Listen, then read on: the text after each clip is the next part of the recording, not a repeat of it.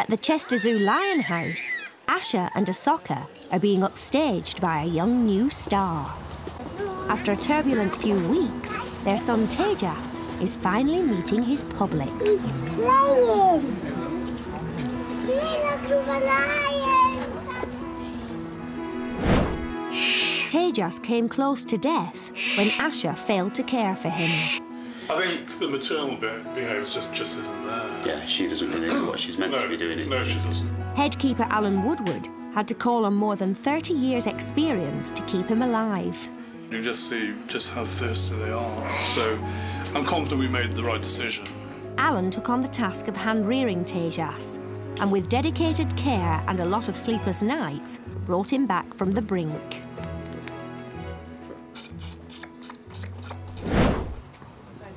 Tejas is now nearly 2 months old, but he still depends on Alan for regular feeds. Tejas, Mom, hey. Look what I've got. Oh. Alan has been gradually introducing meat into Tejas's diet, and it won't be long before the bottle feeding stops completely. His table manners need a bit of improving, actually. He's still dribbling a bit, but he's getting that better each time he feeds. He's not that bad at the moment. There you go. There we go. That's this all gone now. The press interest in Tejas's story has created quite a stir, and the public has been eager to meet Chester's newest star attraction. The visitor reaction has been absolutely amazing. I mean, some days, now he's on show, there's been queues outside the window, especially on weekends. He's become very famous. Everybody wants to see him. It should be a happy time, but worrying developments over the past few days have left Alan struggling to remain positive. We're a bit concerned about the bone growth in his front legs. I mean, in one it's more pronounced than in the other. His grandmother had a congenital defect in her legs, and we were just wondering if it's something that's been passed on to him. So tomorrow morning he's going to go for an X-ray, which is a bit worrying, and we'll know more about his condition then, really.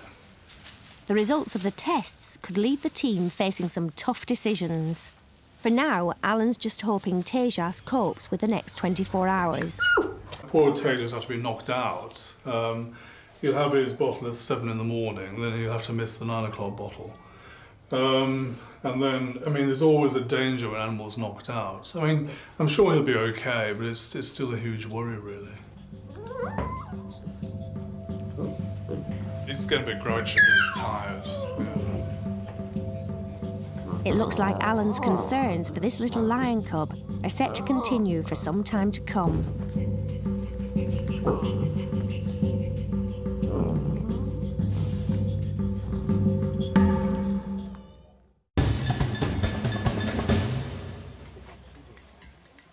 On Chimp Island, female Layla is relaxing, unaware of the fright she gave the team only a few days ago. The vets plan to anaesthetise Layla in order to replace a contraceptive implant and conduct a routine test for TB. OK, and we're going bum out first. Sharing the enclosure with a powerful adult chimp was risky, and the team worked out a plan to ensure no one got hurt. So putting these straps on is merely to, if she does start to wake up or have any problems with the anaesthetic, to slow her down. But when it looked like Layla might be coming round sooner than expected, the plans had to change. Yeah. The pressure was on, but the team finished the procedure safely, without causing Layla any undue stress.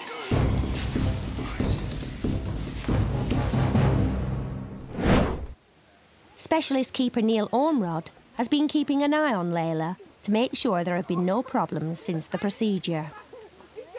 We've got her back into the group without any problems. There's always a risk when you take a chimp out of the group that when you put them back in, the rest of the group will attack them and beat them up. So obviously you want them out of the group as short a time as possible.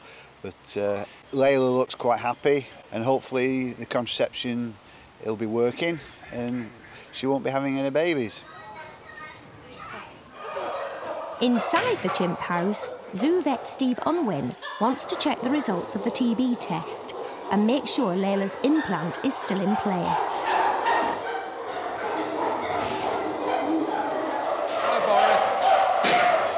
Steve specialises in primates, so he enjoys any opportunity to work with the chimps.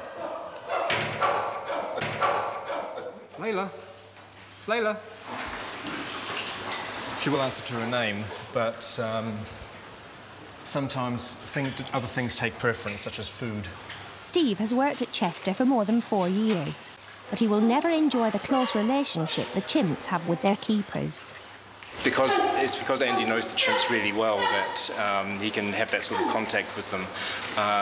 They can be obviously very dangerous animals, and because they associate me with unpleasant things such as being anaesthetised, it's probably better, although I can do gestures with them, it's better not to come in physical contact. Though he's here to check on Layla, Steve takes an interest in all the chimps, especially the bigger characters, like 40-year-old Boris. Boris was wild caught back in the late 60s, and he was taken to America, to a New York apartment, and stayed there for the first 3 years of his life. And even back then, this was about 1970, Chester Zoo had a good reputation for looking after chimps, and so that's how he came to us. Boris is one of 2 of our chimpanzees who are wild caught. All the others are... Hey! Because I'm not paying you any attention, Wilson, eh?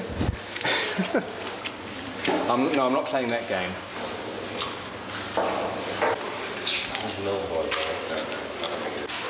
One of the females came over and poked me with a stick to distract me, I think. Head keeper Andy Lenehan puts out drinks for the chimps in the hope that Layla will appear and let Steve carry out his checks. Here you are. Layla, come on, she's coming. Good girl. Good. Yeah.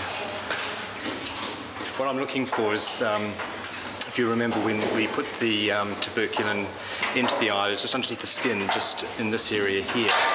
And what I'm looking for is swelling, redness, anything to show some sort of reaction. She doesn't have any nasty reaction there at all, so that's good. All Steve needs to do now is to make sure Layla's contraceptive implant is still secure. By the look of it, that looks to be well in place, and so that should last at least 3 years.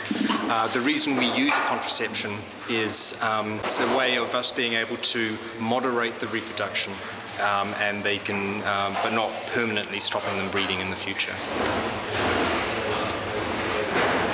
Because Layla seems to have a negative reaction to the tuberculin, us as the veterinarians can sign Layla off. She's a perfectly healthy animal, and that's our job done. It's a great result for Layla, and the news Neil was hoping for. It's always a relief when the vet says everything's fine, because we know the animals very well. We can tell if anything's wrong, but to get a second opinion from a vet, it's always a big bonus. There's Layla now. She's come back out, all nice and happy, and her mother Farthing's with her, and they're just having a little groom. It's lovely that, watching them. Great. Neil will keep a check on Layla as she settles back into life on the island. At the Chester Zoo monkey enclosure, head keeper Andy Lenehan is checking up on a surprise addition to the group. One of the oldest residents gave the keepers quite a shock when she became a mum for the 14th time. Mary, one of our female spider monkeys, has literally minutes ago just given birth. In order to avoid attention after the birth, Mary separated herself from the rest of the colony. But now she's back, and Andy wants to make sure the baby and her ageing mum are okay. As an adult animal, she's still breeding, which is quite remarkable, really. So we're just checking on its progress, and everything's been fine, to be honest. She doesn't usually have a problem with her young babies. In the wild, spider monkeys have a life expectancy of around 25 years. Mary's approaching 40, and to be having babies at this ripe old age is impressive, to say the least. There's 10 animals in our group at the moment. And all the animals in this group are either her daughters, her sons, her granddaughters, her great-granddaughters, her great-grandsons, apart from the male, so she's been a very productive animal. Spider monkeys are known for their playful and mischievous behaviour, and even Andy can fall foul of their tricks. They do this chattering noise. It's like a play noise, and they sort of grin and chatter, and then it's just like a laughter when they're playing. They're pretty daft, spider monkeys. They're pretty rubbery and bouncy. They just throw themselves around and go splat on the floor, go splat on the window. They don't really care very much. They're pretty hardy things. So. See how long they can reach out with their hands. They've got very thin wrists, very thin arms, so they can reach a long way. Both Mary and her baby are progressing well, and Andy will keep an eye on them over the coming months.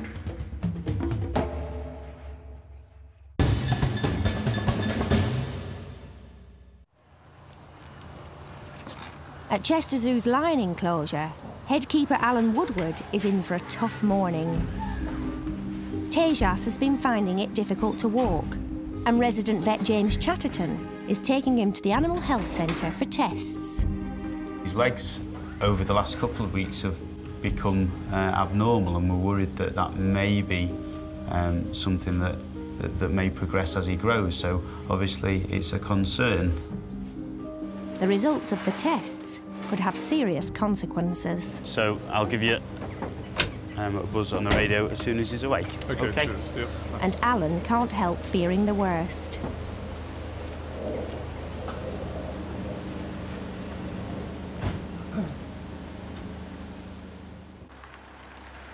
In order to gain the best understanding of Tejas's condition, the team need to conduct a series of tests. Oh, you've got your soft toy as well. He'll need to be anaesthetised for X-rays. But first, head vet Stephanie Sanderson wants to find out just how serious the problem is. Just pop out and lock that. It's grown a bit since I saw him last. Hello, Poppet. Give me it. Oh, watch yourself, sweetie. The new environment will be unsettling for Tejas, so Stephanie tries to be as gentle as she can. OK, Poppet, let's put you on the ground and see how you walk. So he walks in quite a flat-footed way on his back. And he seems generally quite crouched. He doesn't seem to be able to bend his wrists at all. No. Hey, come on. I know. His legs are very bowed up the front, talking on his tiptoes. This is a huge setback. By itself, the leg problem could be treated, but the team suspects there could be far more serious underlying issues. What happens over the next 2 hours could determine whether Tejas lives or dies. Right, the only other thing which I think might be useful to do is just see if he knows where his feet are. Just a neuro, yeah. Stephanie wants to find out whether Tejas has a problem with his nervous system. It's a bit difficult in a wriggly monster like this. Come on, sweetheart. So if he's standing up and then you move the ground, he should move his foot back again. So he knows where that foot is. He knows where that foot is as well. If he didn't know where his feet were, he would just do the splits. So if we move on to give him his anaesthetic. The team need to take X-rays to identify any problems with the bones or tendons in Tejas's legs. It's a little bit noisy on legless, but I've never heard anything. Just going to give him a whiff of gas to make you feel sleepy, Papa. Tejas is scared, so the team work as quickly as they can. Deep breath, sweetheart. Relax.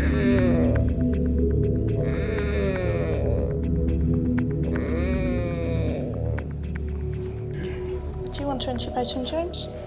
James inserts tubes, through which they can give more anaesthetic and monitor his heart rate.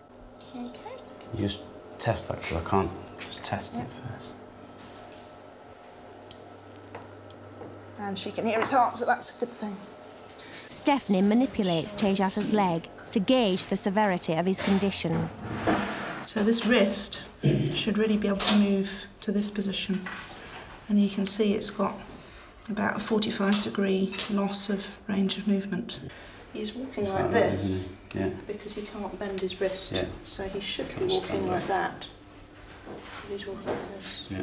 Can I ask you to just... So there are some growth problems that we can correct surgically, or the orthopaedic surgeons can. What we're trying to assess from the x-rays is whether his problem falls into that category or not.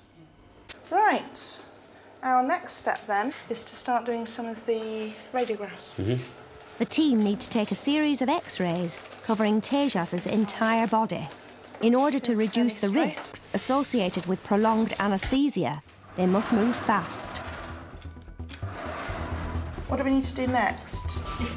Distal limbs. They work methodically, gradually building up an x-ray picture of Tejas. We've got the elbows on the lateral limbs, if you see what I mean. This will give the experts the best chance of determining his condition and deciding what treatment, if any, can help. Exposed to distal falling we do have. Distal falling on the left. Tejas needs to be woken up soon, but the team are struggling to position him correctly. You want to, whatever's easiest. We've got another 10 minutes max. The problem we're having is just trying to position him where we can get a good view of his leg, but also where his airways are still open. We're not compromising those in any way. Yeah. That's fine, we just need something under his head there. Finally, they manage to manoeuvre Tejas into position for the last x-ray they need. Yeah. Right, we're pretty much out of time. We're going to wake him up. Yeah. Come on, sweetheart. Wakey, wakey. Hello there, kid. Hello, Papa. Here we go. All right, we got you. Can I just wrap turn him the up? gas off? There we go. Here we go. There, sweetheart. We've got a little sausage of lion. We'll just wrap him up, partly to keep him warm and partly so he doesn't paddle around because he doesn't know where he is at the moment. All right, little man. Hey, Papa. He's just going to be a little bit disorientated, a little bit, wondering what's happened to him, the same as any little baby would after an anaesthetic. Hello.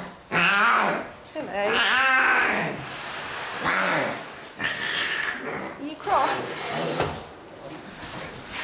There you go, sweetie. So we'll just keep an eye on him until he's fully with it. As you can see, he's waking up. It's just all a bit strange. Being prodded and poked. That'll make you feel a bit better. Have your seal. The problem with Tejas's legs could be symptomatic of much more serious issues. While the team wait for expert analysis, all they can do is hope. You're feeling a bit put out, aren't you? Don't look upset. Been helping that, not that you'd ever believe us if we told you. Our question is this something that he can live with and doesn't need any treatment? Is this something that's going to get worse as he grows, which sometimes they do? And if either of those are true, is this something that we can correct surgically or not? But those are big ifs and buts at the moment. You lock the fan? At the Lion House, Alan has been waiting anxiously for Tejas to return. So he's done really well, Alan. Yeah? Yeah, taking it all in his stride. Good. He's been very vocal since he woke up. It's good to have him back. He kept being noisy unless we gave him fuss. As soon as we gave him fuss, he shut up. It's been 2 hours since the procedure. Oh, you go. There we go. Hello. Tejas is still tired, but he's clearly happy to see Alan. While he recuperates, the team will focus on finding out the cause of his condition. So when will we know? Thursday, Friday, realistically. So we'll see. So hopefully within a week.